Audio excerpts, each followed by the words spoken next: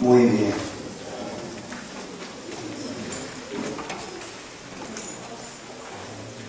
Gloria al Señor. Estaba leyendo el lema que pusieron acá.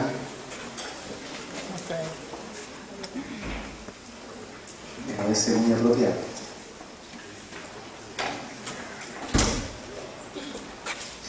Sin lugar a duda, no hay ni un esfuerzo que nosotros podamos hacer que nos pueda dar un poco de crecimiento.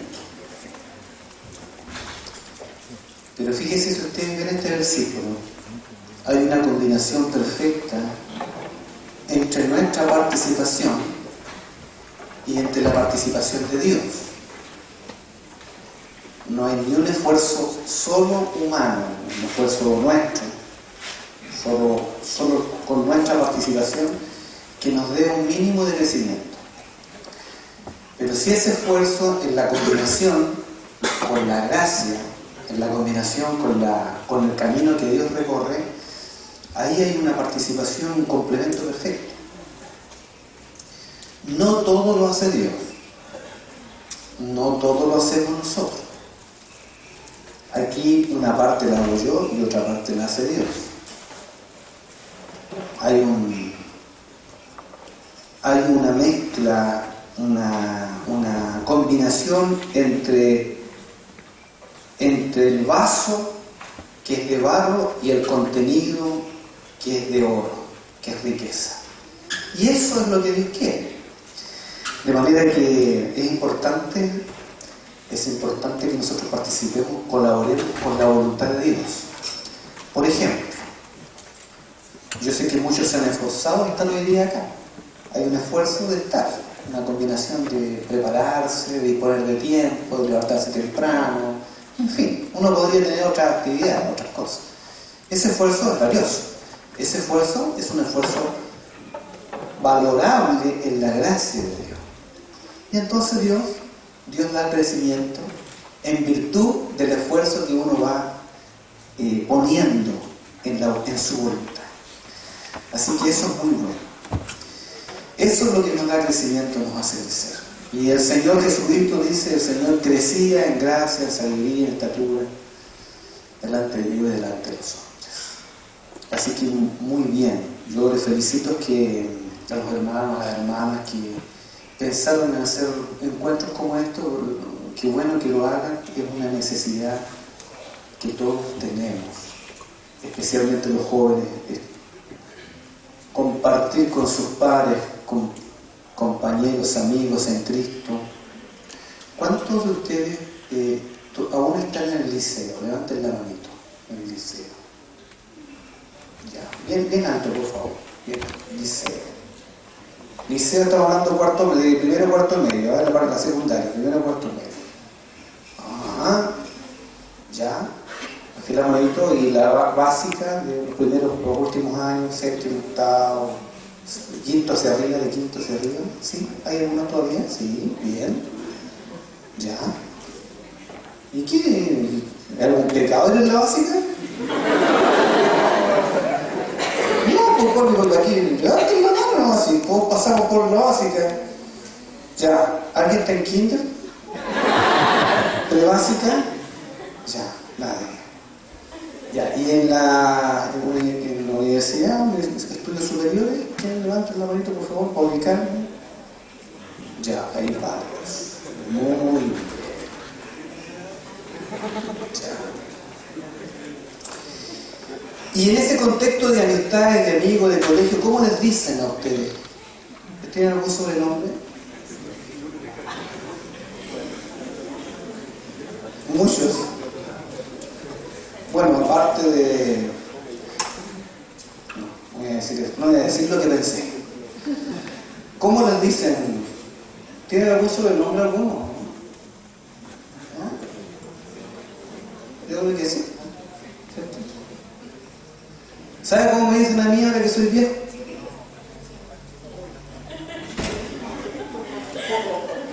Lo pensaron. Por allá lo pensaron, ¿ah? Y se rieron al tiro. Pelado, está claro. Claro, peladito, me dicen, oye, peladito, los hermanos. Y yo disfruto que me digan peladito, no tengo ningún problema. Claro, tienen que aguantarse el sobrenombre que les pongo yo también. ¿Sí? No, cuando hay afecto, el cariño, no hay problema. A veces son expresiones de afecto, muchas veces. Ahora, no siempre, pues hay, generalmente el colegio, las amistades, los sobrenombres son feos, son pesados y tienen que ver con nuestros defectos, generalmente. Con nuestros defectos, y algunos son agresivos y dañan mucho. Sin embargo, uno no tiene que complicarse con eso, con sus defectos, con sus debilidades, y no tiene por qué acomplejarse, y aprender a aceptarse como uno es, aprender a vivir como Dios lo hizo. Fíjense, recuerdo un pasaje en Hechos, trajeron todos Biblia, ¿no? Vamos a ir leyendo varios versículos hoy día, leyendo conforme nos vaya dando el Señor, ¿ya? ¿Trajeron todos Biblia? El que no trajo Biblia se puede acercar a algún cristiano para compartir la Biblia y leer. Hechos capítulo 4. Hechos capítulo 4. Miren qué interesante. Fíjense que en la Biblia hay varias personas a quienes se les cambió el nombre.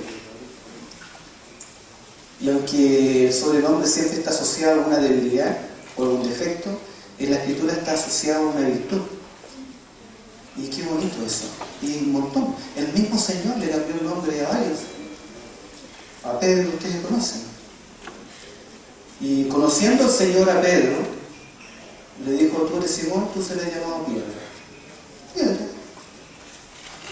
Y eso tenía un significado, un significado especial respecto de lo que el Señor le dijo a él, respecto de la posición que él tendría en la obra de Dios, y también respecto de su carácter, de la transformación de su carácter. Hay una intencionalidad, hay varios pasajes. Aquí hay uno, yo estoy recordando solamente así en este minuto, en Hechos capítulo 4, versículo 36. Miren, entonces José, a quien los apóstoles le pusieron por sobrenombre Bernabé, que traducido es hijo de consolación. Miren qué interesante. ¿Cómo le pusieron? Hijo de consolación. Los apóstoles, los hermanos apóstoles, habían encontrado a un hermano que se distinguía con una cualidad especial, con una característica de amor, de consuelo, de andar animando, de siempre estar como con una palabra de bien hacia otro, colaborando, ayudando. Y entonces seguramente uno se inspiró y le dijo: este es un hijo de consolación, y ahí quedó como hijo de consolación. Y entonces se le cambió el nombre, y la Biblia ya no le llama más José, le llama Bernabé. Qué interesante, me parece muy interesante. Y hay varios pasajes más. A ver, María Magdalena, de la cual se nos 7 espíritus, dice. Magdalena ni siquiera tenía nombre, ella viene de una región. Bueno, hay varios nombres en la Escritura que se les cambia. Hay un cambio. Yo recuerdo que un hermano, no puedo acordar cómo se llama, una hermana que tenía un nombre, estos nombres raros. ¿Cómo era que se llamaba? Algo así como estos nombres antiguos, desilusión. Un nombre que uno dice, desilusión. Y entonces el pastor que la bautizó llegó con el papelito. No es que en lugares a veces, cuando se bautiza mucha gente, cada uno trae su nombre.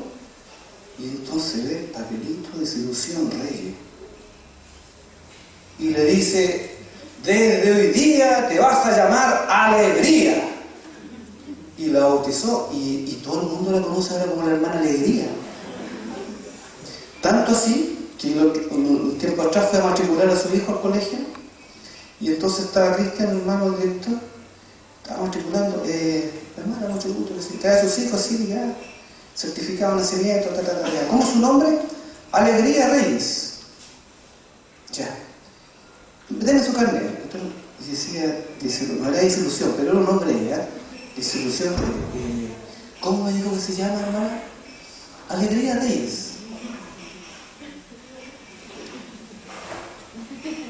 Pero aquí dice disolución. Sí, pero me llamo Alegría Reyes. Y creí que no le entendía nada. Pero ese no es un nombre formal del registro. Sí, no me importa, pero yo me llamo Alegría Reyes, así que pongan Alegría Reyes. Y ahí tuvo una suerte de encuentro con la hermana. Entonces la hermana tuvo que explicarle que ella se bautizó y que el pastor le puso Alegría Reyes y ella se llama Alegría. Y efectivamente ella tiene una personalidad súper alegre. Extrañamente una persona muy alegre, una persona muy... y todos la conocen como una muy chispeante, muy... Bueno, ¿cómo será? ¿Cómo nos llamará Dios? Recuerden que en Apocalipsis hay un pasaje que dice: al que venciere le daré una piedrita, y en esa piedrita blanca un nombre escrito. ¿Recuerdan eso? No? A ver, búsquenlo mejor. Vamos a tener que empezar a buscar versículos. Apocalipsis. Ya que lo encuentro primero, capítulo 2, por ahí. Capítulo 2, versículo 17. ¿Sí? El que usted no ha oído, oiga lo que el Espíritu dice a la iglesia. Al que venciere daré comer del maná escondido y le daré una piedrecita blanca. Y en la piedrecita escrito un nombre nuevo, el cual ninguno conoce sino aquel que lo recibe. Qué bonito, ¿no? Ahora uno dice, ¿qué será esto? ¿Y sabe qué? ¿Qué es? Que antiguamente la gente cuando recibía alguien, hospedaba a alguien en la casa y lo atendía, entonces antes que se fuera, anotaba su nombre en una maderita, una piedrita y se la entregaba. Y entonces esa persona se iba con esa como una tarjeta de presentación. Y entonces podía volver a la casa con mucha libertad porque tenía el nombre de la persona que habitaba en esa casa como un contacto familiar. Entonces lo que Dios está diciendo aquí es que va a haber un nombre escrito en esa tarjeta, en esa invitación, un nombre que solamente los dos conocemos, que es el llamado de intimidad, un acercamiento, una fluidez, una comunicación, a una familiaridad al punto de que los dos estaremos siempre juntos en virtud de esto. Qué precioso. Y fíjense que yo he notado algo bien extraño, que a veces nuestra personalidad tiene que ver mucho con nuestros nombres. Yo no sé si cada uno sabe un poco el significado. Cuando uno va a la feria artesanal, están los significados del nombre, y uno busca su nombre, todas esas cosas que le pasan. ¿Ah? Y hay algo de eso, hay un misterio, hay una cosa media misteriosa, fíjense. Hay una cosa media misteriosa. Como que de alguna manera cuando a uno lo nombran, profetizan algo de uno. Sería bueno conocer delante del Señor por qué mi Padre, por qué se le ocurrieron ponerme su nombre. ¿Qué sentido tendrá esto en la obra de Dios? ¿Qué sentido tendrá no sé, en la voluntad de Dios? ¿Usted sabe qué significa su nombre? ¿Y tiene alguna lógica con usted o no? ¿No? Bueno, descúbrelo. Descúbrelo. Puede haber algo allí. Interesante. Sigamos, quiero contar la historia de alguien hoy día. Quiero contar la historia de alguien y quiero que me sigan en la escritura. Voy a sacar esta cosa porque me dio permiso. Ya. Vamos a... No se preocupen, hermano, hacemos una North Face nomás, no se preocupen. No pasa nada. No, es de mi hijo, yo me estoy quebrando con todo esto, así, se la pedí prestada. Ya. En Hechos, vamos a Hechos. Quiero que sigamos la pista con este hermano, José. necesito mucha concentración. Me voy a subir aquí porque necesito apoyar la Biblia, permiso. Necesito mucha concentración. Dios trabaja con nosotros, hermano. Dios trabaja con nuestras virtudes y especialmente con nuestras debilidades, con nuestros defectos, con eso que yo no quiero de mí, con eso que yo no acepto, con eso que me complica, con eso que ojalá no hubiese existido en mí. Dios trabaja principalmente con eso. Miren que es como extraño. Y hay que ver que todos somos tan inconformistas, porque ya desde el punto de vista físico, como uno no quisiera tener el cuerpo que tiene, no quisiera tener la estatura que tiene, no quisiera tener el peso que tiene, no quisiera tener el color del cabello que tiene, no quisiera tener el estilo que tiene, no quisiera el diseño del rostro que tiene. Todos como que nos peleamos con eso unos buenos años, unos buenos años peleamos con eso y tratamos de modificarlo, de cambiarlo, y vamos ajustándonos a ciertos estereotipos que la sociedad nos va vendiendo, ¿cierto? Nos va vendiendo. Entonces un día a un jugador se le ocurre ponerse un pelo parado para acá y todos empiezan a ponerse el pelo parado para este lado, porque hay un estereotipo que vende, y que es el aceptado. El aceptado y el que vende, y entonces todos lo vamos haciendo así. Todos pasamos por eso, ¿no? Todos. Especialmente la edad de ustedes, especialmente la edad juvenil, en cierta etapa, que estamos tan faltos como de un poco de conformismo de cómo uno es. Y eso es un proceso natural. Por favor, nadie se sienta expuesto aquí ni avergonzado, todos pasamos por eso. De hecho, es más, la moda de alguna manera a todos nos afecta, a todos. Uno que es viejo, yo que soy viejo, veo fotos mías de cuando era cabrón. Bueno, Mauricio, te estáis pasando, muy bien. Uno ve fotos, yo veo fotos mías y veo fotos antiguas con los cuellos así más o menos, de hombro a hombro, así. Y la moda, mire que parezco, y uno se ve re feo. Pero es así. ¿Qué más? Las marcas, nosotros nos venden marcas. Nos dicen, esta marca es la que te posiciona, es la que te acomoda, es la que te da estatus, ¿cierto? Y entonces todos tratamos de poner el logo aquí o por acá, una cosita ahí, como media escondida, pero media como que para que también la vean, porque no siempre el logo significa calidad. A veces es cierto, ciertas marcas son buenas porque es calidad, pero no siempre. Generalmente son todas hechas patronato. ¿Ves que el patronato en Santiago, no? Tú echan ahí y después le ponen el logo listo, y la venden en un sector alto y uno gil la compra. Y sí, y igual, la hacen todo en China y la traen para acá, pero uno compra el logo, compra la marca. ¿Qué les será? ¿Cómo el mundo nos vende la pomada? Y entonces, como en la edad juvenil uno está tan falto de seguridad, de identidad, tan falto de tantas cosas, todos pasamos por eso, entonces se apoyan estas cositas, ¿no? Se apoyan, y está bien, no está mal, está bien, no vamos a condenar a nadie, no hay drama en eso.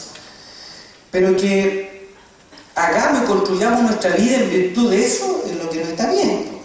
No está bien. Yo me he dado cuenta de algo, lo voy a decir con mucho respeto y mucho cariño. Cuando uno es de otro lugar y llega a un lugar determinado, uno nota inmediatamente cuáles son las virtudes y los defectos. Así, porque uno es de afuera. Por ejemplo, ustedes van a Santiago, ¿cierto? Y allá se encuentra que la gente es de una manera determinada, tiene una forma, en fin, y usted, hay un choque como cultural, ya de ciudad en ciudad, de nación de pueblo, de cultura en cultura. Uno va a otra cultura y choca, y un choque cultural, hay un tema que uno se da cuenta de los defectos grandes y también de las virtudes, pero los defectos uno lo chocan y hay una adaptación compleja ahí. Yo me he dado cuenta de algo. Acá tengo un café, yo vivo un poco acá. Pero ¿sabes qué me he dado cuenta? Que hay como como esta sensación de querer ser más. Yo he notado como cierta, estoy buscando la palabra aceptada para que no me pedreen, Señor, no voy a decir, voy a esconder. No, es como cierto arribismo he visto, en general en la gente, así. Como que está muy marcada, un poco clasista, está muy marcada la gente que es y la gente. Entonces todos quieren ser parte de la gente que es, así. Es una cosa muy fuerte y como que uno puede percibirla de lejos. Estoy hablando en general. Y yo he visto eso, por ejemplo, mucho. Yo no estoy simplemente constatando algo, capaz que esté equivocado. Estoy como constatando algo que percibo nomás, que he visto en general. No diciendo que es malo, que es bueno, no estoy juzgando a nadie. He visto, por ejemplo, también esto mucho en la cultura alemana, así como muy cerrada, así, ¿eh? Como que comparten contigo, pero siempre te dejan ver que tú no eres parte de. Es una cosa ahí. ¿Será que a lo mejor las colores que por acá han traspasado un poquito algo de eso? Bueno, un comentario. Cierre paréntesis, un comentario nomás.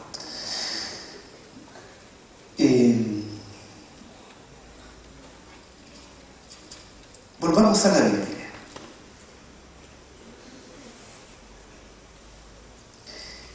Quisiera que hagamos una secuencia con Bernabé. Ayúdenme en la atención. Ayúdenme en la atención. Bernabé, hijo de consolación. Imagínense un poquito, hay unas versiones que le llaman Barnabás. ¿Usted sabe quién es Barnabás? Barnabás Colo. Barnabás, sí, hijo de consolación. Yo en todas las localidades siempre hay un hermano que como se caracteriza por ser cariñoso. Ustedes logran identificar dentro del contexto acá hay algún par de hermanos que son como melosos, cariñosos, y siempre tienen una palabra buena y te animan y te ayudan. ¿Sí? ¿No? ¿No hay nadie? Sí, es cierto. En todo lugar siempre uno encuentra a alguien, a más de alguien que es un referente de amor, de cariño, de afecto.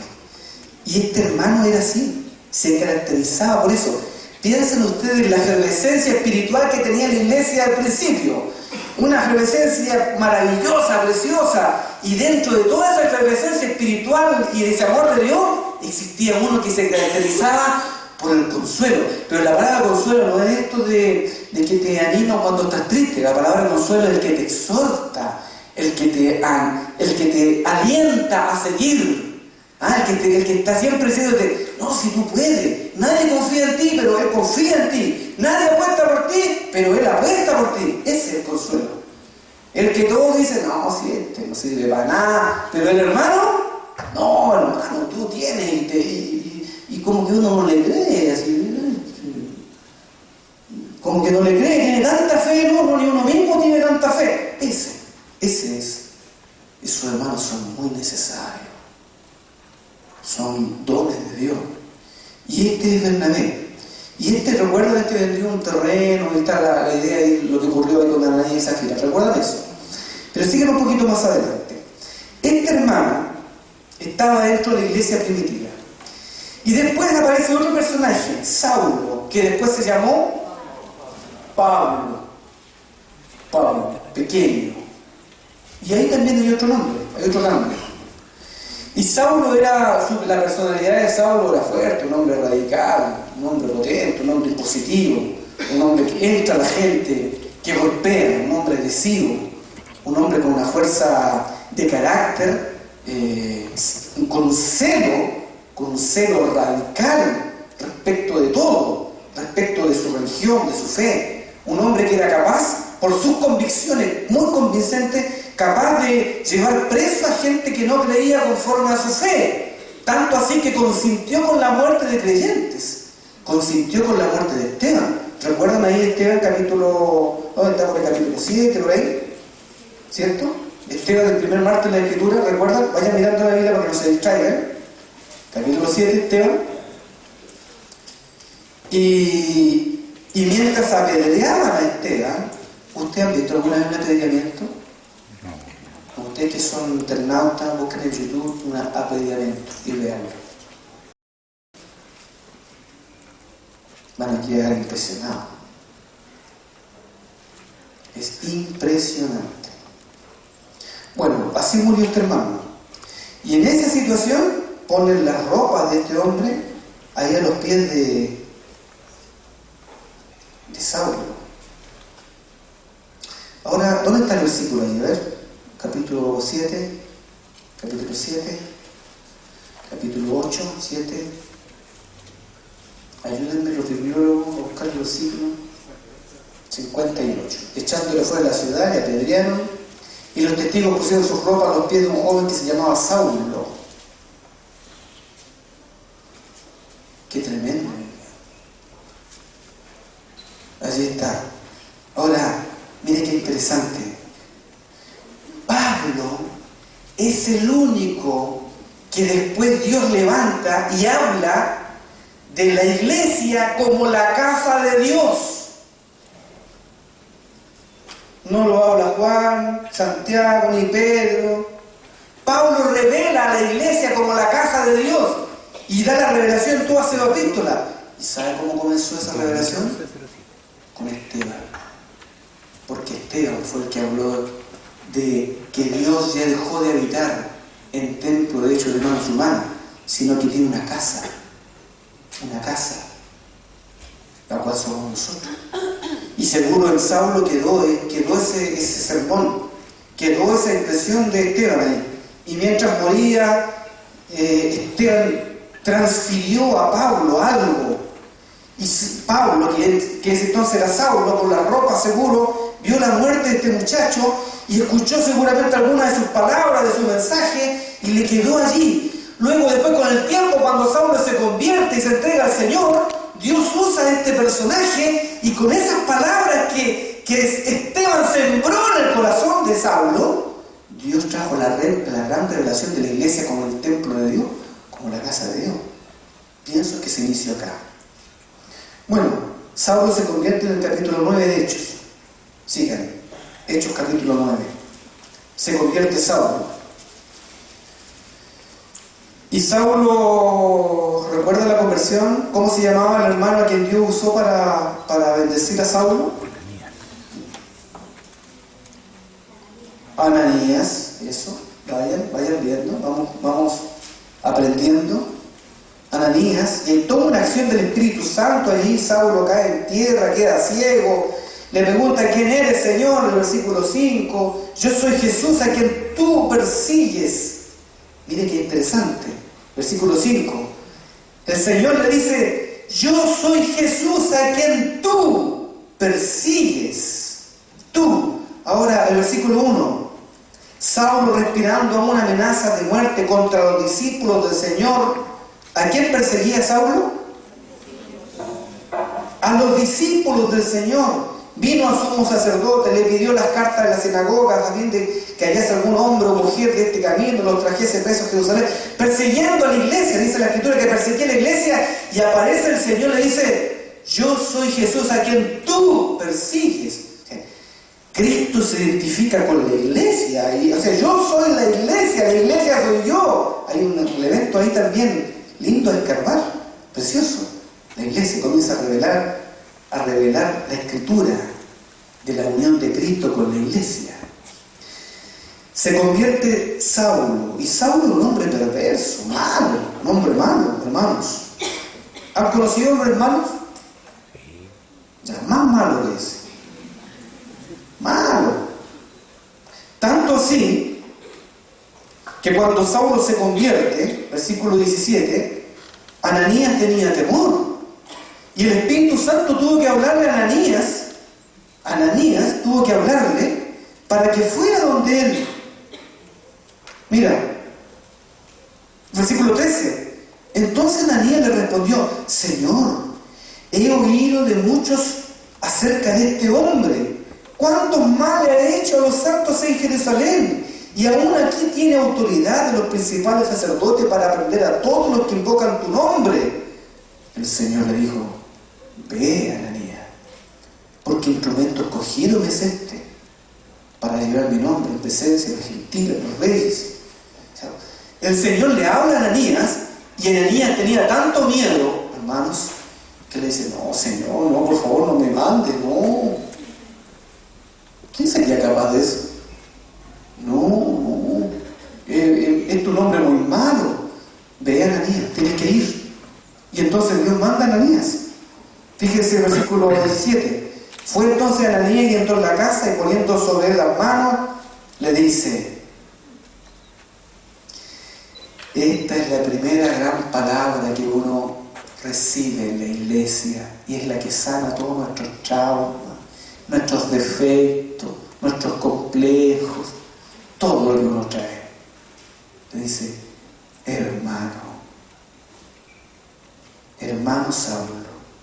Así entra Ananías a la vida de Saulo. Hermano Saulo. Seguro Saulo jamás había escuchado esto y sabido de esto. Hermano, qué preciosa palabra. Qué maravillosa palabra. Hermano Saulo. Ya con esa palabra, Saulo comienza a ser refrescado, a ser sanado de todas sus odiosidades, de sus rabias, de sus traumas.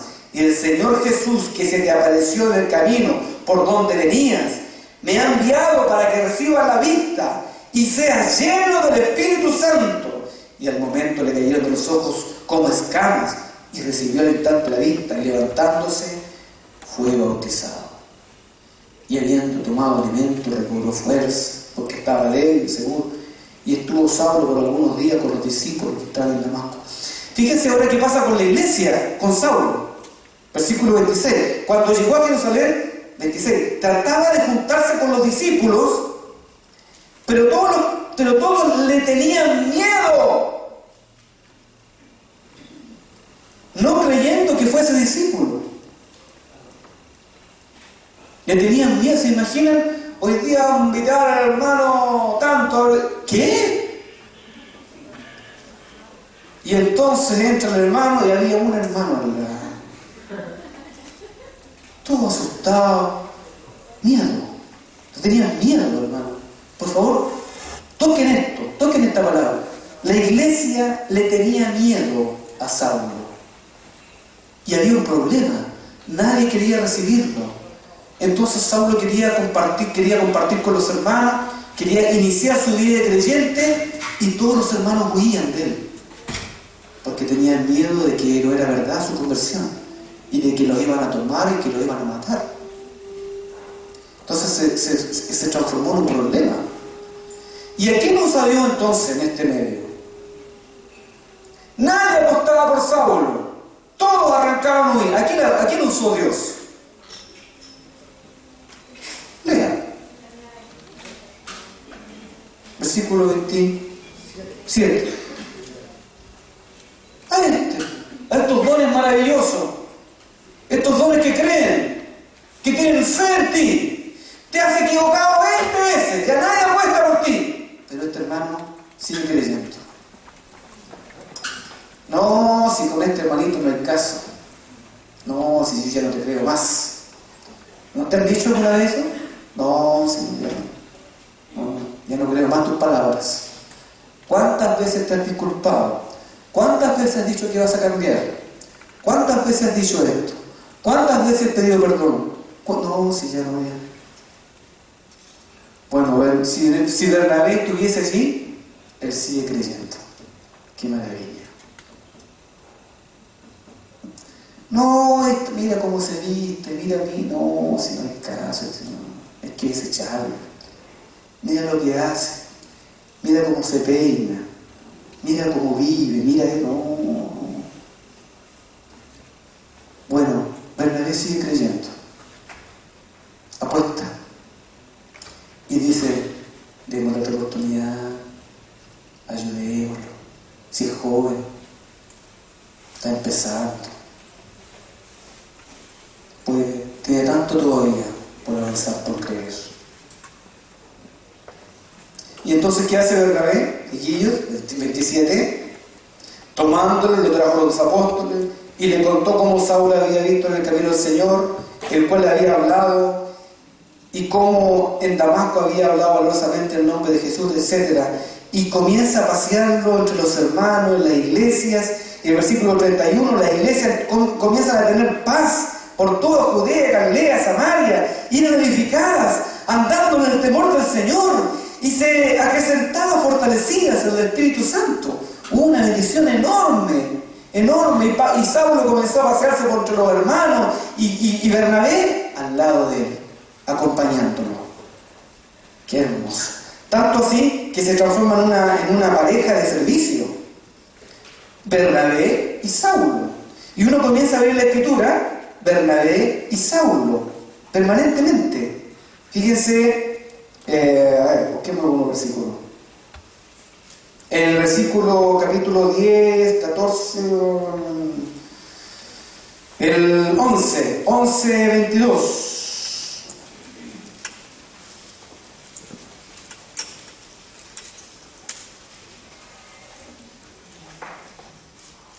Comenzaban a convertirse las iglesias gentiles en la iglesia de Antioquía. Entonces la noticia 22, la noticia que llegaron a oír de la iglesia que estaba en Jerusalén, y enviaron a Bernabé que fuese hasta Antioquía, un hijo de consolación. Y entonces el 24, el 23, cuando llegó y dio la gracia de Dios, se regocijó y exhortó a todos los que con propósito de corazón permanecían fieles al Señor, porque era varón bueno, lleno del Espíritu Santo y de fe. ¿Quién es ese? Bernabé. Y una gran multitud fue agregada al Señor. Después fue Bernabé a Tarso para buscar a Saulo, y hallándolo le trajo a Antioquía. O sea, Bernabé vio en Saulo un hombre, algo especial. Y en los capítulos 10 y 11 se muestra la dinámica de la iglesia, la operación de Dios con los gentiles. Entonces Dios estaba preparando a este Saulo para la predicación hacia los gentiles. Fíjense el versículo 30. El versículo 29. Entonces los discípulos, cada uno conforme a lo que tenían, determinaron enviar socorro a los hermanos que habitaban en Judea, lo cual en efecto hicieron, enviándolo a los ancianos por mano de Bernabé y de Saulo. Y entonces Bernabé y Saulo comenzaron a ser conocidos en todas las regiones de las iglesias de Judea, de Jerusalén, y especialmente en Antioquía. Fíjense en Antioquía, capítulo 13. Existe allí en Antioquía una explosión, un avivamiento de mutualidad, de comunión, de coinonía, increíble.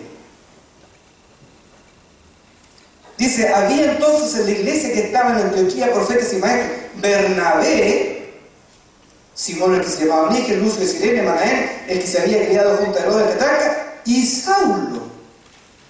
Y ahí hay una tercera fuente de gracia que se abre allí en esta iglesia de Antioquía. Es una iglesia poderosa. Fíjense el 25, antes de leer esto. Y Bernabé y Saulo, cumplido su servicio, volvieron de Jerusalén, llevando también consigo a Juan, el que tenía por sobrenombre Marco. Interesante, porque en este servicio de Bernabé y de Saulo, en esta comunión, comenzaron a integrar a jovencitos. Y entonces encontramos un jovencito que se llamaba, ¿cómo se llamaba? Juan Marco, en la comunión. Y comenzaron a llevarlo junto con ellos. Y aquí quiero que tomen atención. Bernabé y Saulo, una comunión, una fe, un amor, comenzaron a edificar la iglesia comienza a crecer, y entonces incorporan a Juan Marco allí. Fíjense el capítulo 12, versículo 12. Y habiendo considerado esto, llegó a casa de María, Pedro, la madre de Juan, el que tenía por sobrenombre Marco, donde muchos estaban reunidos orando. Marco era un hermanito, un jovencito que creció en la iglesia. Un jovencito que creció en la iglesia. María parece que era una hermana comerciante que tenía una casa grande, y la iglesia se reunía allí. Y entonces la iglesia se reunía en la casa de María, y entonces Marquito se crió entre medio de los hermanos, Juan Marco. Y ahí tenían reuniones, y seguramente mientras los hermanos tenían reuniones, Juan Marcos jugaba con su autito en medio de los hermanos, y allí estaba pintando y haciendo dibujitos, era chiquitito, mientras los hermanos tenían sus reuniones en la iglesia, y entonces fue creciendo el niño, entre medio de los hermanos, la comunión, como muchos de ustedes. Qué interesante. Interesante, muy interesante. Fue un niño regalón, un niño un tanto sobreprotegido. Fue un niño sobreprotegido por la mamá. Entonces, ¿qué pasaba cuando ahí en el capítulo 12 Pedro fue encarcelado? Y apenas sale de la cárcel, el ángel lo saca. ¿A dónde fue Pedro? A la casa de María, porque era un referente donde se juntaba la iglesia. Y entra a la casa allí de María, y ahí en la casa de Juan Marcos. Y Pedro tenía un especial apego por Juan Marcos. Mantengan abierto el hecho, no lo cierren. Y fíjense en segunda de Pedro, en primera. Estamos en un retiro, tenemos que leer toda la Biblia ahora, así que por favor. Primera de Pedro, ahí al lado de Génesis, primera de Pedro.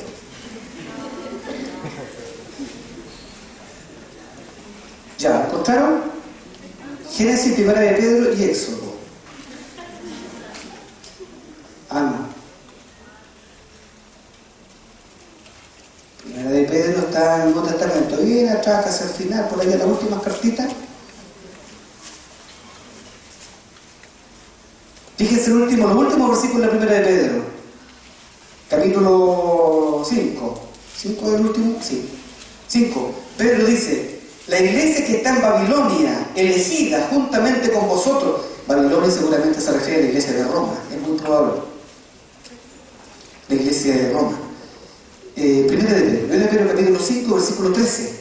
La iglesia que está en Babilonia, seguramente Roma, elegida juntamente con vosotros. Y Marcos, mi hijo. Mire qué lindo. Así que no se sientan incómodos cuando un viejo llega acá y le dice: hola hijo, ¿cómo estás? Y usted por dentro dice: ¿y este viejo no dice hijo? No, recién uno lo hace por amor, porque uno lo conoció de chiquitito, usted entonces uno por cariño, hijo le dice, afecto. Qué bendición. Chiquillos, hermanos, en la iglesia tienen muchos padres, de verdad, gente sana, saludable, que les ama. Y entonces Pedro tenía a Marco como hijo, igual como Pablo le llama a Timoteo verdadero hijo en la fe. No es solamente una expresión de afecto, es una expresión que define la relación. Define: tú eres mi hijo, como parte mía. Uy, ahora que uno es viejo, yo he conocido varios niños chiquititos que han crecido, y cuando uno los ve grandes, ustedes no saben la sensación que uno siente de alegría al ver que un niño ha crecido en la fe y que se ha desarrollado y que está en la universidad o que ya salió, que es un hombre de bien. Oye, una alegría que provoca casi como la de un padre legítimo, y uno tiene un gran sentimiento de filiación. Es una alegría verle crecer, de verdad que es una alegría. Y Pedro le dice, vuelvan a Hechos, lo tiene a Marcos como hijo. Atención, registren eso. Pedro tiene a Marcos, Juan Marcos, como hijo. Entonces volvemos a Hechos capítulo 13. Está la explosión ahí, la explosión de la iglesia. Comienzan a ver una cosa maravillosa. Dice que en el capítulo 13, versículo 2, ministrando estos al Señor, donde está Bernabé. Bernabé está en la cabeza, ojo. Bernabé el comienzo, y al final Saulo, todavía ni siquiera está como Pablo, Saulo. Ojo. Y ministrando esto al Señor, ayunando, dijo el Espíritu Santo. ¿Quién le dijo, hermanos? El Espíritu Santo. Repítalo todo. Dijo el Espíritu Santo: apartadme a Bernabé y a Saulo para la obra a que los he llamado. ¿Y por qué el Espíritu Santo a Bernabé y a Saulo? Así porque al azar se le ocurrió ya tú y tú.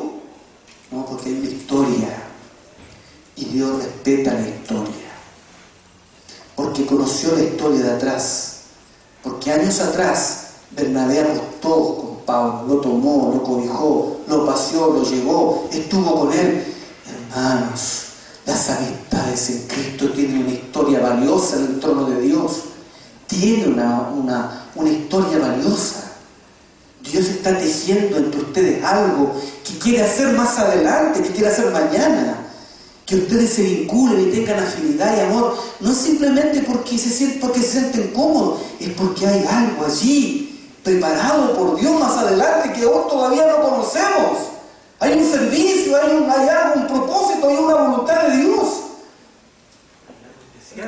Por lo cual no tienen que arruinarlo, no lo arruinen. Avancen en la relación, avancen en la unión de la amistad en Cristo. Dios usa esta amistad y entonces dice, voy a llevarlos a la obra. Y comienza a hacer la obra el Espíritu Santo con Bernabé y con Saulo. Fíjense ellos, versículo 4. Entonces, enviados por el Espíritu Santo, descendieron a Seleus y de allí navegaron a Chipre. Y llegados a la mina, anunciaban la palabra de Dios en la sinagoga de los judíos. Y hay un tercer elemento. ¿Qué dice allí? Versículo 5, la última parte del versículo 5. Fuerte. Y tenían a Juan de ayudante. Noten ese detalle. Sigan, por favor, sigan. No se distraigan, sigan en lo que el Espíritu Santo no quiere hablar hoy día. Sigan. Tenían a Juan de ayudante. Mire qué interesante. Bernabé y Saulo ahí avanzando, comienza a hacer una obra potente, en fin, y Juanito se incorpora allí a ese trío y comienza a hacer un trío de ayudante. Ayudaba. Juanito, el hijo de María, el hermanito que se crió en la iglesia, el consentido de todos los apóstoles, los hermanos, Juanito, y feliz Juanito entre los hermanos. Eso, que uno le vea la espalda, le toma la cabeza, ¿sí? Eso que le hacen a usted muchos hermanos. Eso, Juanito.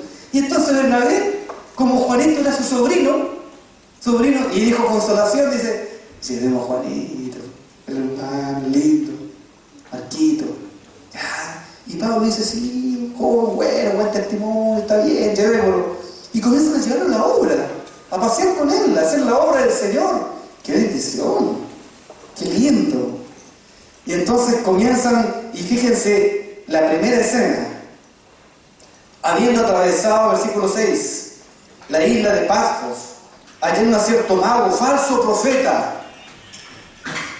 Hallaron a cierto mago, falso profeta judío, llamado Bar Jesús, hijo de Jesús, que estaba con el procónsul Sergio Paulo, varón prudente. Este, llamando a Bernabé y a Saulo, deseaba oír la palabra de Dios, el procónsul. Pero les resistía Elimas, el mago. Pues así se traduce su nombre, procurando apartar de la fe al procónsul. Entonces Saulo, que también es Pablo, fíjense lo que ocurre aquí, lleno del Espíritu Santo, fijando en él los ojos, le dice, Elimas, mírame. Y dice, oh, lleno de todo engaño y de toda maldad, hijo del diablo, enemigo de toda justicia. Oh, qué terrible. Me llegó a dar miedo. No cesarás de trastornar los caminos rectos del Señor. Ahora pues he aquí, la mano del Señor está contra ti, serás ciego. Y no verás el sol por algún tiempo. Inmediatamente cayó sobre él oscuridad y tinieblas. Y andando alrededor buscaba a quien le conducía de la mano. Quien le condujese. Yo me imagino la escena, por favor, imagínenla. Tratemos de recrearla. Un hombre que está ahí siempre, generalmente las personas, nosotros viajamos harto a Cuba, y ahí hay harta hechicería, y se cuentan los hermanos que las personas de los altos cargos públicos tienen hechiceros que los asesoran.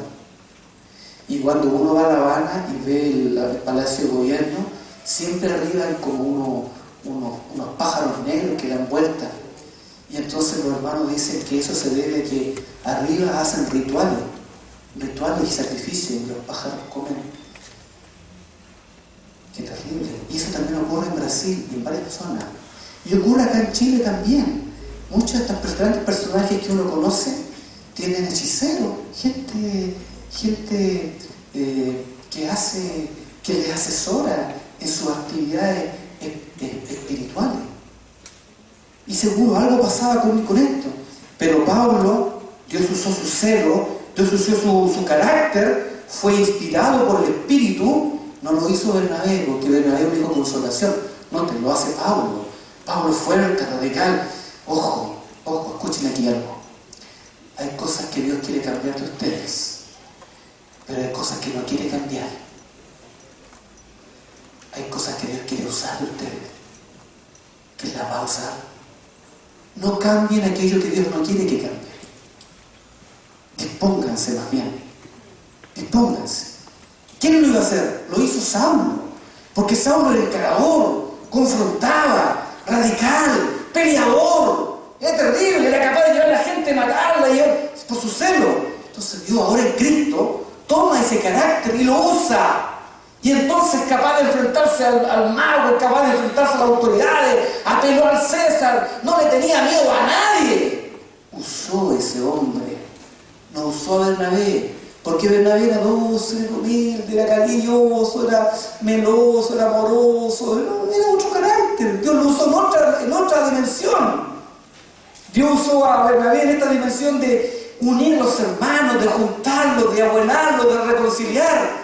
Pero cuando hay que enfrentar cosas difíciles, duras, cuando hay que poner la cara de perro, puso a Pablo. ¿Me entienden eso? ¿Sí? Qué bueno, ¿eh? Qué bueno que seamos todos distintos. Qué bueno. Si no, Dios no quiere una uniformidad. Qué bueno. Hay cosas que Dios quiere trabajar contigo, afinarlas. Y eso, usarlo. Hay otras cosas que quiere cambiar porque está fea. Y entonces usa eso y ocurre ese fenómeno y el hombre quedó ciego. ¿Y saben qué? ¿Saben quién estaba ahí al lado mirando con los ojos así aterrados? No solo el procónsul. Juan Marcos. Cuando vio eso, se hizo pipí.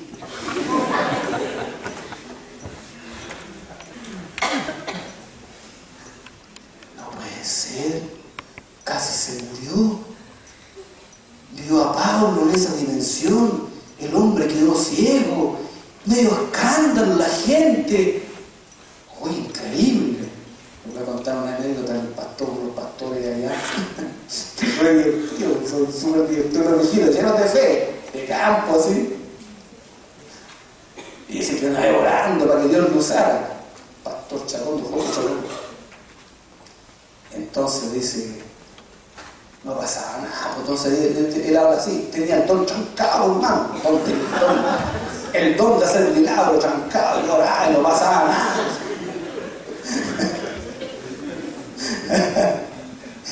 Y entonces un día resulta que había una persona enferma, me partió a orar para allá y reunió a toda la gente así para que vieran el gran milagro que Dios iba a hacer.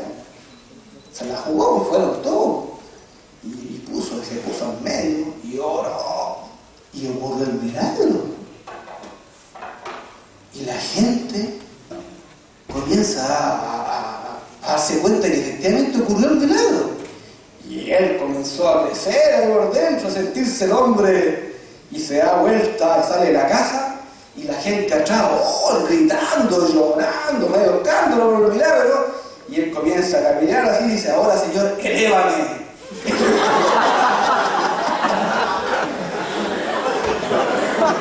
Quería salir volando.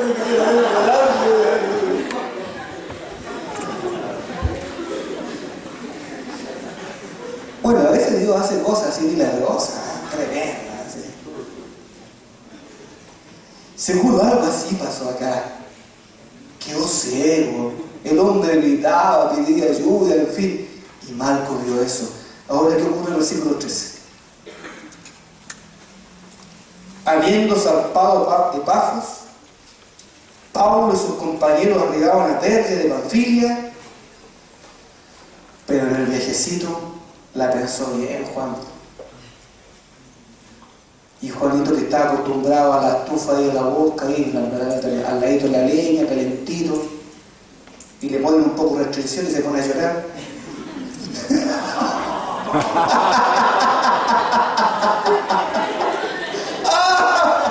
Ya, bueno, que estaba acostumbrado ahí, calentito, que tenía de todo, Entonces, ¿qué hace? Dice, voy a ir mejor donde mi mamita. No. Y entonces habla con el tío, y el tío, que es tan bueno, ¿qué le iba a decir Bernabé? Tío le dice, ¿sabe qué? Estoy echando de menos mi casa, mi camita, mi mamita. Cocina tan rico mi mamita. Oh, los postres que hace mi mamita. La camita calentita. Todas esas cosas que uno tiene. ¿Qué más pueden decir de la mamita? Comida rica. ¿Qué más? Los abrazos, ¿qué más? ¿Eres mamá? Ya, aprovechen. ¿Qué más? Todas esas cosas, po. ¿Que se sabe cuándo se echa de menos eso? Cuando uno no las tiene. Cuando uno se va de la casa. Cuando uno sale. Ahí se da cuenta. Y entonces eso le pasó a Juan Marco. Y entonces dice, volvió. ¿A dónde volvió? Donde la mamita. Volvió donde la mamita. ¿Y qué? Y María ahí, la mamita lo recibió. Y le hizo su postrecito. Ay, llegó mi niñito tan lindo.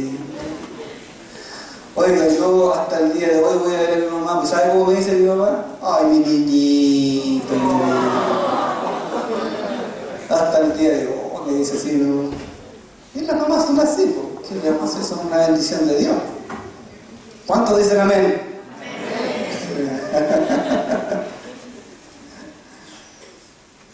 Siguieron los apóstoles solos. Bueno, un equipo allí. Parece que se integraron algo más los compañeros. Siguieron. Y Dios hace una obra tremenda. Lo que la Escritura llama el primer viaje misionero. ¿Ya? ¿Estás cansado? No. Eso me sonó a que sí. Fíjense ya, el último versículo, lo último. Versículo 24, 14-24. Hacen un montón de cosas preciosas. Bernabé y Saulo, Bernabé y Saulo, Bernabé y Saulo. 24. Pasando luego de Pisidia, vinieron a Panfilia, y habiendo predicado la palabra en Perge, descendieron a Tales. De allí navegaron a Antioquía, donde habían sido encomendados a la gracia de Dios para la obra que habían cumplido. Llegan a Antioquía, dan la vuelta. Y habiendo llegado, reunido a la iglesia, refirieron cuán grandes cosas había hecho Dios con ellos y cómo había abierto la puerta a la fe a los gentiles. Y se quedaron allí mucho tiempo con los discípulos. Volvieron de vuelta, hicieron toda la vuelta y volvieron hasta Antioquía y contaron. Es como cuando llega, ¿cierto?, alguien nuevo y reúne a la iglesia y todos, y comienza a contar lo que pasó y todos se regocijaron. Uy, hermano, mira, y Dios nos confrontó con hombres malos, pero Dios fue bueno, nos salvó, lo de aquí, lo de acá. Testificaron y fue maravilloso, precioso. En el versículo capítulo 15 está el concilio de Jerusalén.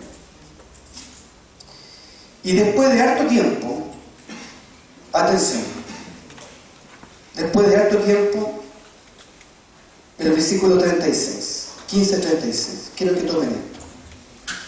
Tomen nota. Después de algunos días, Pablo dijo a Bernabé, ya era Pablo y Bernabé, noten ese detalle. La gracia en este hombre comenzó a crecer, la dirección, un poco la presidencia. Pablo comienza a tomar cierta posición en la obra de Dios y dice la Escritura ya Pablo y Bernabé. Pablo como pequeño, pero llevando la conducción de la obra. Volvamos a visitar los hermanos en todas las ciudades que hemos anunciado la palabra del Señor para ver cómo están. Bernabé dice que bueno, amén, hermano. Y se querían, hay una relación muy hermosa. Pudiésemos detenernos en varios puntos. Yo pasé por alto varios puntos. Tiene una relación preciosa, hermano. Bernabé y Saulo. Pablo y Bernabé.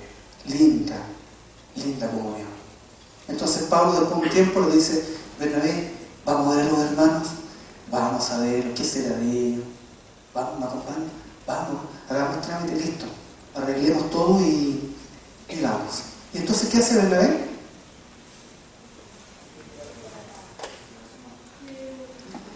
Quería que llevase consigo ¿a quién?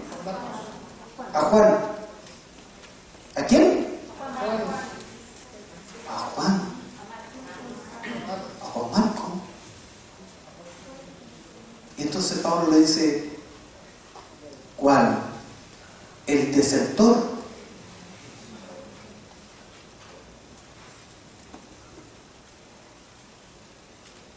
No, Juan Marco. ¿Cuál? El miedoso. No, Pablo. Juan Marco. ¿Cuál? El gallina.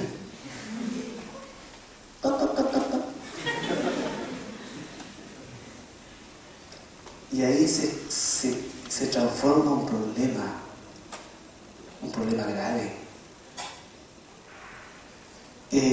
No, Pablo, Juan Marco, mi sobrino. No, pobre la vez. La obra es de una sola línea. Tú no puedes confundir la obra con afectos de parentesco. Este niñito es un consentido, un desertor, esa es la verdad. Esa es la verdad. Bernabé le dice a Pablo, ¿tú no te acuerdas de unos años atrás cómo eras tú? Bueno, pero Dios me salvó. ¿A ti también te salvó? Y me ha transformado. Sí, pero ¿no te acuerdas tiempo atrás cuando nadie se quería juntar contigo? Sí, sí me acuerdo. Bueno, ¿y quién acostó contigo? ¿Quién te creyó? ¿Quién te llevó? ¿El Señor? No, no fue el Señor. Fui yo. Fui yo en el Señor que te tomé y te llevé. Y te dimos una oportunidad. No, pero esta es la obra de Dios. Y el que pone la mano en el arado, dijo el Señor, y mira hacia atrás, no es digno del Señor. Y Marco gallina nomás, pues es la verdad. Tiene que aprender. ¿Cuántos discípulos tenemos en la iglesia que podemos llevar? ¿Por qué vamos a llevar a este niñito? De mi Lucho. No, hermano, estás mal. Tú estás mal. Y ahí sigan así. Imaginen. El tema fue grave. Bernabé, entonces, pero Pablo no le parecía bien llevar consigo al que se había apartado de ellos de Panfilia y no había ido con ellos a la obra. Noten eso. Y no había ido con ellos a la obra. Y hubo tal desacuerdo entre ellos. ¿Qué hicieron, hermano? ¿Qué fue lo que ocurrió? Esto es grave, ¿verdad? Esta relación que Dios había elegido por tantos años, una relación de amistad, de amor, de afecto, de comunión, de espiritualidad, bendijeron la obra, se pasearon por todas las iglesias fueron consoladas, edificadas, exhortadas, ayudadas. Bernabé y Saulo eran una pareja de amor que enriquecieron la iglesia en toda la zona. Abrieron la actividad misionera de la obra, hicieron obra tremendo. Los hermanos los conocieron en todos los lugares. ¡Oh, qué precioso! ¡Qué gracia de Dios! Ocurrió que se separaron. ¿Y por culpa de quién? Es que eso es lo que quedó. Eso es lo que quedó en la retina de todos los hermanos. Culpa de Juan Marco. Se separaron y entonces los hermanos, oye, ¿supiste lo que pasó? ¿Qué pasó? Cuéntame la última. Ya, Bernabé tuvo una pelea con el hermano Pablo. Ni te digo, se gritaban. No, sí. Y tan cariñoso que el hermano Bernabé. No, pero gritaba. Y Pablo le contestaba. No, ¿y dónde? Allá en la pieza, allá al fondo. Allá. ¿Y quién estaba presente? Nosotros estábamos afuera escuchando así. Uy, fue terrible. abismo y le pelearon. ¿Y por qué pelearon? No saben nada. Por el Marquito. ¿Y qué tiene que ver Marquito? Que el hermano quería llevar al Marco para allá para la obra. Y el hermano Pablo no quería y yo apoyé al hermano Pablo.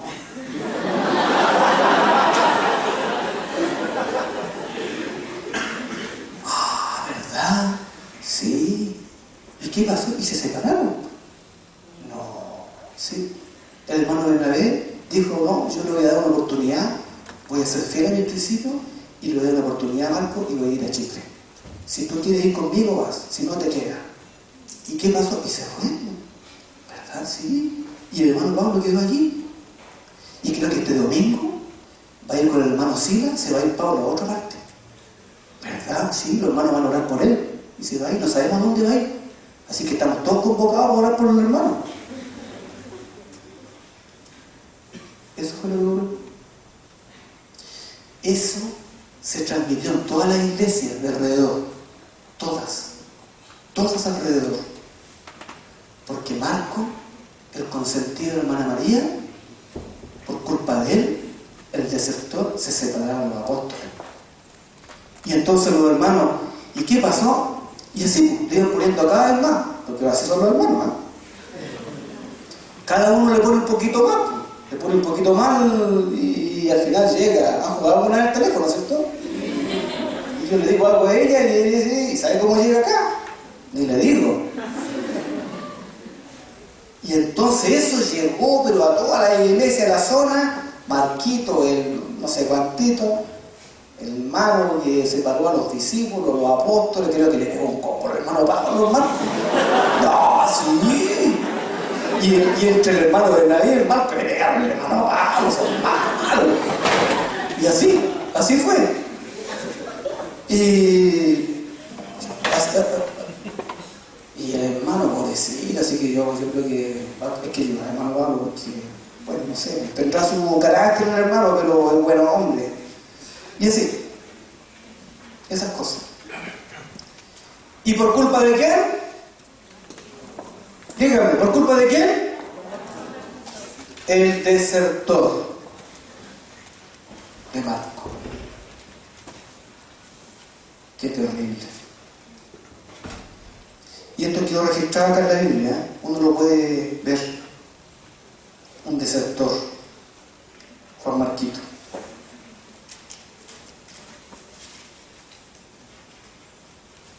¿Cuántas veces hemos fallado nosotros, Señor?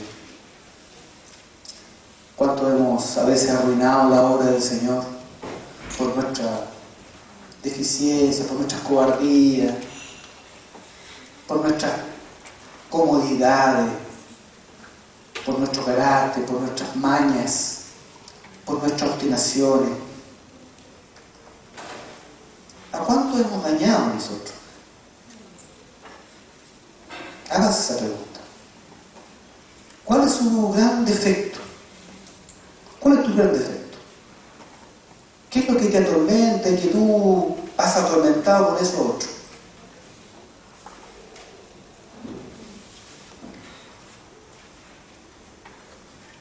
Si yo le preguntara a tus papás, ¿cuál es la maña de su hijo? ¿Qué respondería? ¿Cuántos portazos han dado en la casa? ¿Cuántas palabrotas? ¿Cuánto demás? ¿Cuántos errores? ¿Cuántos pecados? ¿Cuántos pecados? Uno daña la obra de Dios con sus tonteras, con sus cobardías. Daña la obra de Dios como este niño. Separó a los apóstoles. No se sabe más de Bernabé, no se supo más. Se fue a Chipre con Marco. Era natural de Chipre y se fue a sus parientes. Con las indiferencias de uno, cuánto uno daña. Marco.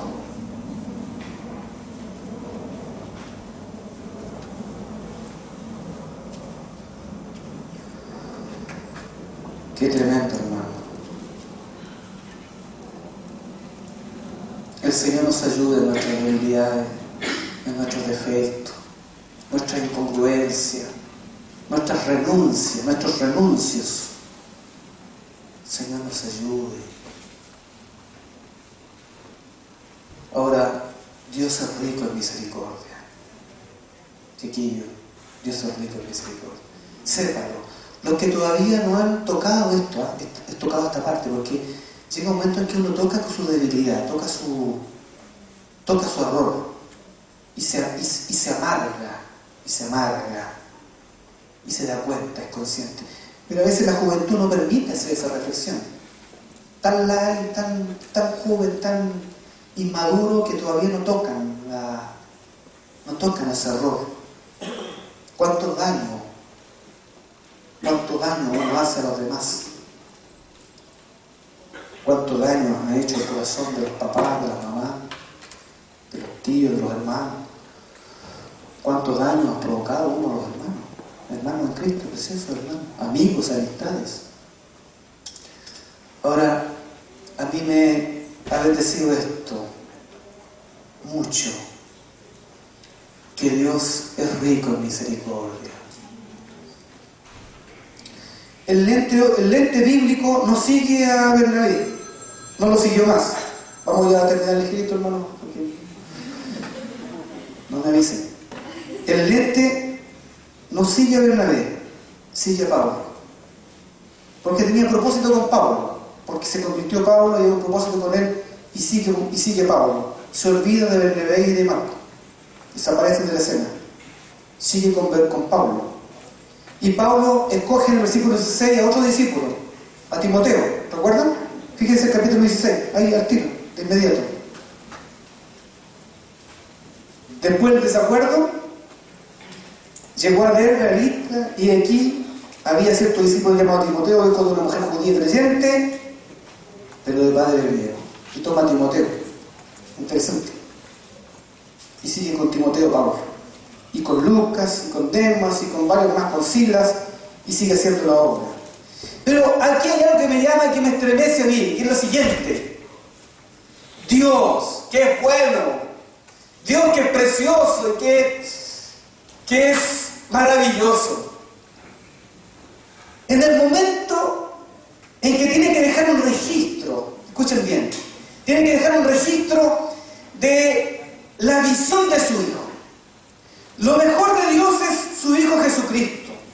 Y entonces, en el tiempo tiene que dejar un registro de su Hijo, un registro de las actividades, de la obra, de la persona de Jesucristo. Y para eso entonces va a usar a hombres, va a tomar a hombres para que registren a Cristo.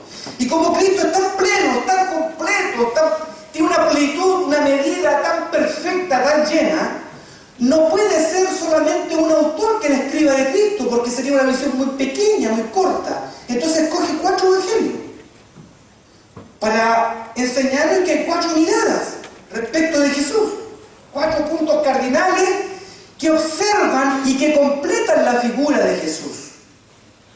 Entonces Dios tiene que hablar de Jesús como Dios. Dios tiene que hablar de Jesús como el Hijo de Dios. Y para eso, dice, voy a escoger entre todos a Juan.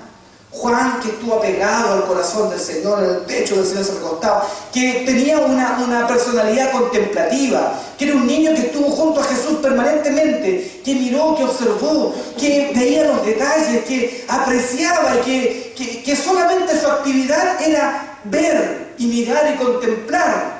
No así Pedro, un hombre que hacía, que movía, que se activaba. Escogió a Juan. Y entonces Dios dice, voy a escoger a Juan para hablar de mi Hijo como el Hijo de Dios. Y entonces toma a Juan, y Juan escribe el Evangelio de Juan. Y uno lee el Evangelio de Juan y lee y se da cuenta que Jesús es Dios. ¿Quieren conocer a Jesús como el Hijo de Dios? Lean el Evangelio de Juan. Se van a dar cuenta que Él viene del cielo, que es divino, que hay algo en Jesús que los hombres no tienen. Hay un lugar de donde Él viene, de donde nadie más viene. Jesús es Dios. ¿Y quién escribió eso? Juan. Juan lo escribe. ¿Por qué? porque Juan tenía características, rasgos de personalidad especiales que Dios trabajó en él, y entonces a él lo coge para escribir Juan. Pero tenemos el otro polo, porque solamente Jesús no es Dios, Jesús también es hombre. Y entonces para hablar de Jesús como hombre, tiene que escoger a alguien con ciertas características que tenga contacto con la humanidad, que tenga contacto con la enfermedad, con la debilidad, con la pobreza, que conozca el cuerpo humano, que conozca al hombre en su esencia. Y entonces, ¿quién escoge? A un médico. Escoge a Lucas. A Lucas. Y Dios dice, voy a escoger a Lucas. ¿Por qué? Porque trabajé en él, lo formé como médico, y un hombre que conoce del sufrimiento, que conoce del dolor, que conoce del aroma del cuerpo, que conoce sus putrefacciones, sus enfermedades. Y entonces, cuando hay un evangelio, se necesita un evangelio que hable de Jesús, hombre, que sudó, que trabajó, que nació, que estuvo en el vientre de una mujer. Entonces, Lucas, ¿qué hizo? Indagó. Dicen algunos que hasta entrevistó a María. Entrevistó a María, que aún vivía, conoció el nacimiento del Señor y habla de Jesús como hombre. Y si uno quiere conocer la debilidad a Jesús, al hombre carne, al Hijo del Hombre, tiene que leer Lucas, porque Lucas lo lee desde una perspectiva de médico. Lucas es el evangelio que describe a Jesús como hombre, que es el otro polo. Interesante. Lucas se juntaba con Pablo. Y seguramente viajaban con esos viajes. Pablo le iba preguntando, Lucas, oye, ¿cómo funciona el páncreas? Oye? Mira, hasta donde yo sé. Y tenían tertulias, conversaciones del cuerpo. Y en un momento de esas conversaciones, Pablo comienza a ver la iglesia como el cuerpo de Cristo. ¡Qué maravilla! Y Pablo es el único que habla de la iglesia como el cuerpo de Cristo. Nadie más lo habla. ¿Y por quién lo habla? ¿Cómo lo recibió? ¿Cómo lo vio? En las tertulias, en las conversaciones, las largas charlas que tenía Pablo con Lucas. Y le decía a Lucas, mira, estoy enfermo de esto, ayúdame. Y Lucas lo tomaba, lo observaba y le explicaba el comportamiento del cuerpo. Y Pablo recibía su consejo y ayuda de Lucas. Pero mientras iba recibiendo eso, también recibe la revelación de la iglesia como el cuerpo de Cristo. Qué interesante. Hay cosas que Dios quiere usar con nosotros, cosas que estamos estudiando ahora que uno no tiene ni idea cómo Dios las va a usar. Ni idea, ni te imaginas lo que estás haciendo ahora, cómo Dios lo va a usar mañana, no tienes idea. Pero Dios lo sabe. Dios tiene propósito en ello. Y entonces coge a Lucas para escribir de Jesús como el Hijo del Hombre. Y entonces dice, bueno, pero mi hijo no es solamente Dios y es hombre, es también rey. Él tiene una realeza que yo le he dado. Y entonces voy a escoger a alguien. Y escoge un diplomático, a un hombre que se vinculaba bien con el Imperio Romano, con sus coterráneos, y que negociaba bien, que manejaba bien la diplomacia, un hombre inteligente, que manejaba más de 3 idiomas, un hombre que sabía de realeza, un judío, que conocía la historia. Y escoge a Mateo. Y Mateo nos habla de las parábolas del rey, nos habla del rey que viene. Y el evangelio de Mateo es el evangelio del rey, es el rey que viene y que nace, el reino de los cielos ha llegado, que nace entre nosotros. Escoge a Mateo para explicarnos acerca del rey. Y aquí viene lo interesante. Porque la contrapartida del rey es un siervo, que es el otro evangelio. Entonces se necesitaba un evangelio para que nos hable de un siervo, de uno que pelea, que trabaja, que sigue trabajando, que no para de trabajar, que es obediente, que lo manda, que lo comisiona, que no deserta, que no se echa atrás, que sirve infatigablemente, que es capaz de no comer para que otros coman, de trabajar. Y entonces, ¿a quién escoge? Miren qué maravilloso es esto. ¿A quién escoge? A Marquito. ¿Por qué? A un desertor, Dios trabaja con nuestras debilidades.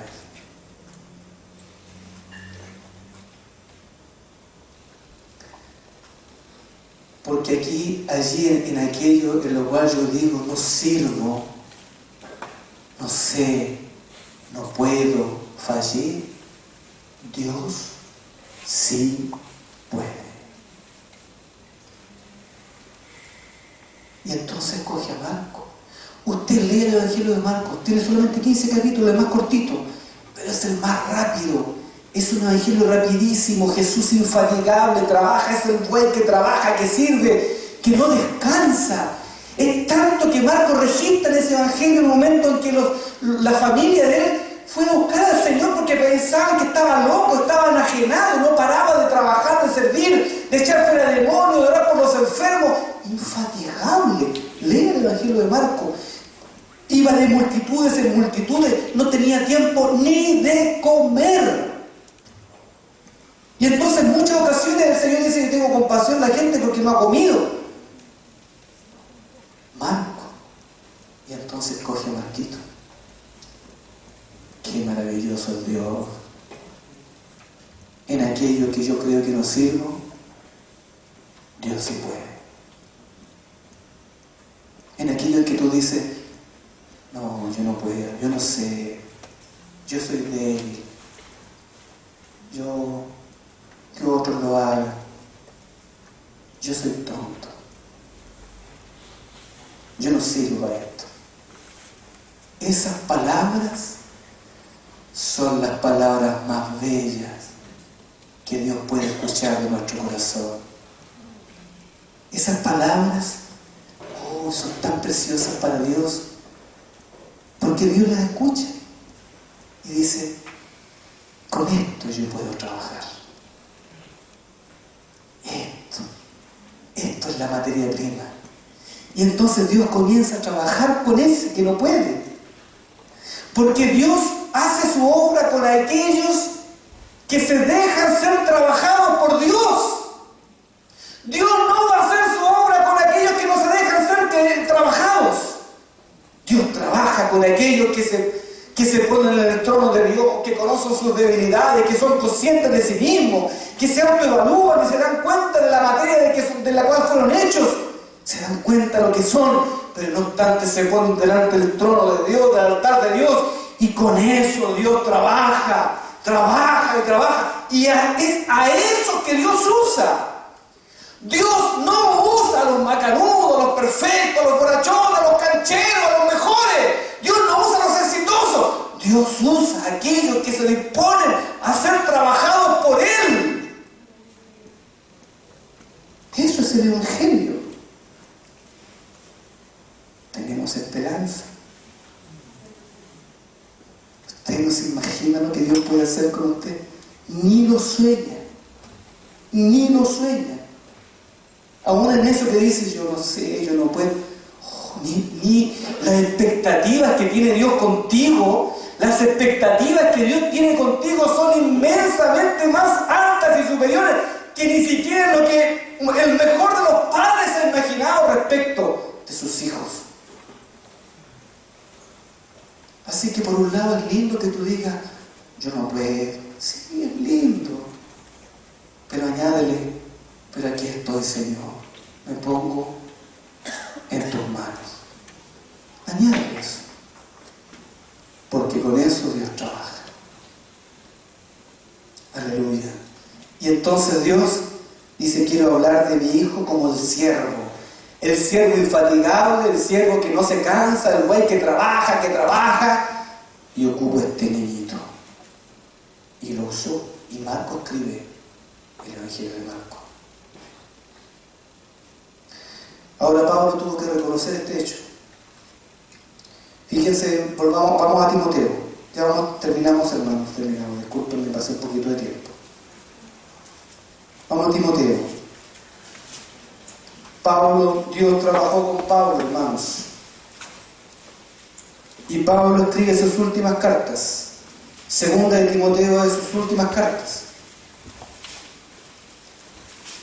Y entonces Pablo fue trabajado también por Dios, en su carácter, en su opinión, en su forma tan radical, tan fuerte, Y aun cuando uno tenga un celo de Dios acertado, justo, también uno tiene que reconocer cuando Dios hace una obra.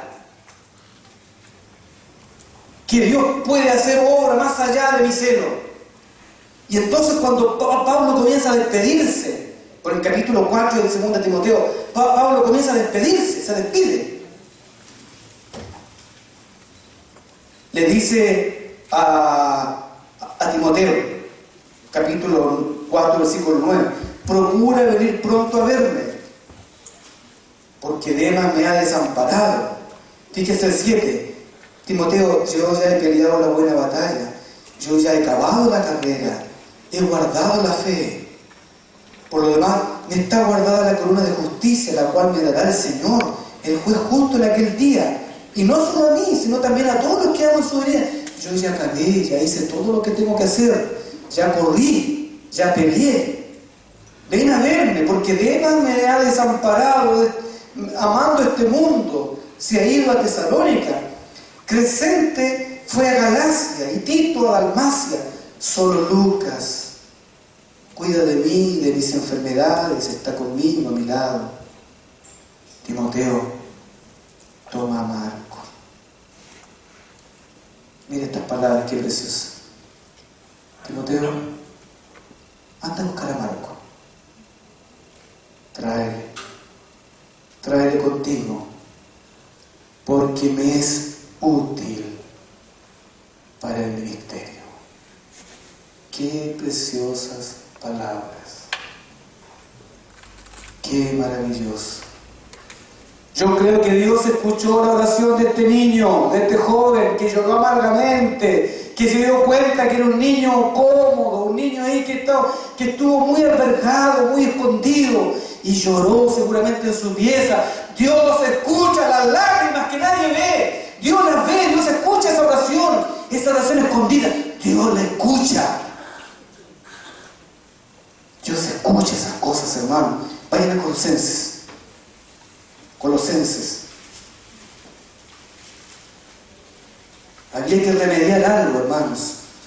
Porque infelizmente las malas informaciones quedan en la conciencia de los hermanos, y a veces los hermanos no perdonan, los hermanos etiquetan, los hermanos, la gente etiquetan a algunos, no le sacan más eso que se le puso encima. Este es así, esta es así, y todos los hermanos ya saben y nunca más lo perdonamos. Y las iglesias ya habían recogido el testimonio de este niño, de este joven, al punto que al parecer algunas iglesias no la recibían. Y Juan Marcos tuvo que vivir con este estigma del fracasado, el que no quiso ir a la obra. Y entonces recorría algunas iglesias y los hermanos lo miraban mal. Este fue el que separó a los hermanos, este niño malcriado. Entonces, ¿qué hace Pablo? Fíjense, Colosenses capítulo 4.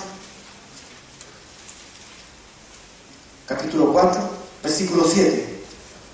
Todo lo que a mí se refiere, os lo hará saber Tíquico, amado hermano y fiel ministro, y consiervo en el Señor, el cual he enviado a vosotros para esto mismo, para que conozcan lo que a vosotros se refiere y conforte vuestros corazones. 9. Lo he enviado con Onésimo, amado y fiel hermano, que es uno de vosotros. Todo lo que acá pasa os lo hará saber Aristarco, mi compañero de prisiones, os saluda. Y Marcos. Y cuando los hermanos de Colosas leen esto, Marcos. Sí, Marcos. Colosas está muy cerquita de Perge, de donde Marcos se arrepintió y se devolvió. Entonces los hermanos no recibían a Marcos. Dice, a Marcos. Recuerden, el sobrino de Bernabé. ¿Por qué pone eso Marcos? O sea, Pablo, ¿por qué lo pone? Como diciendo, recuerden el episodio aquel episodio en que ocurrió de Marcos. Fíjense lo que hace Pablo, acerca del cual habéis recibido mandamientos, si fuere a vosotros, recibidle. Miren qué interesante. Entonces ahí uno entiende estas palabras, porque los hermanos de Colosas no recibían a Marcos. Y entonces, ¿qué hace Pablo? Restaura, repara y manda una carta y le dice: reciban.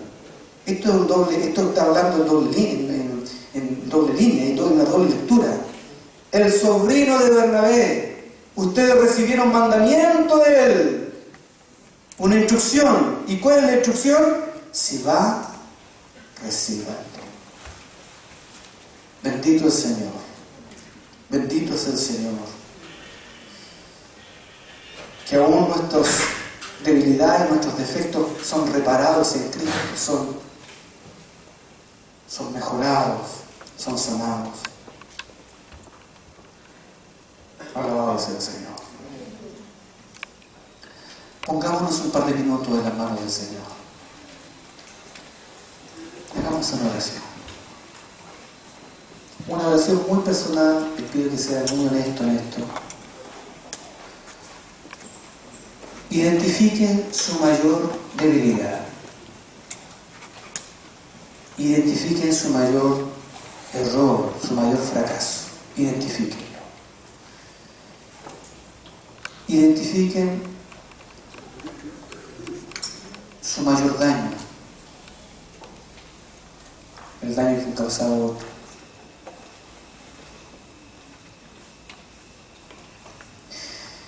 Identifiquen el peor pensamiento que tienen de ustedes mismos.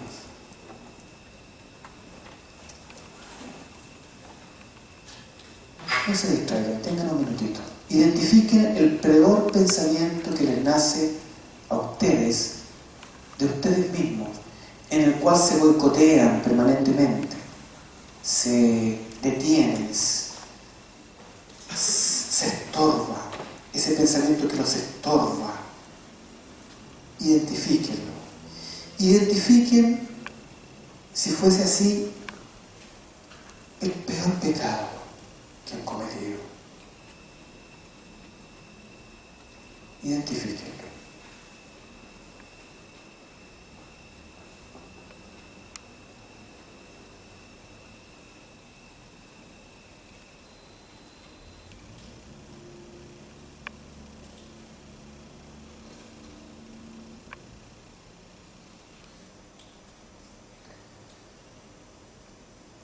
El Señor dice: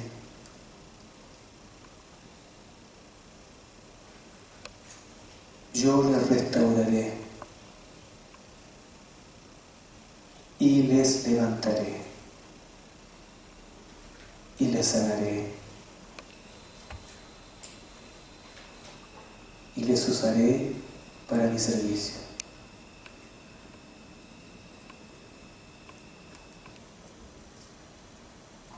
Así dice el Señor. Así dice el Señor. Recibe estas palabras en el nombre del Señor. No quiero que tengas más tu propia opinión. Quiero que mi opinión sea tu opinión de ti mismo.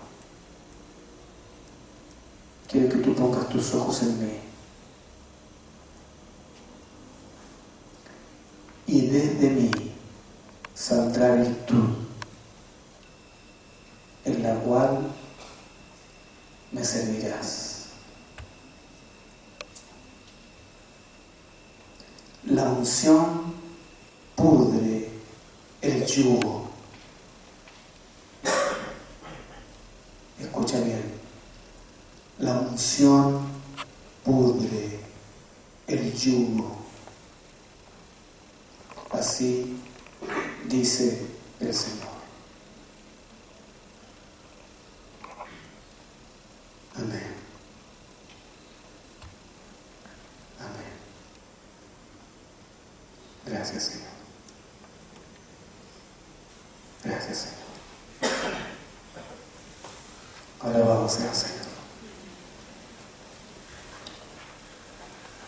Muchas gracias, hermano.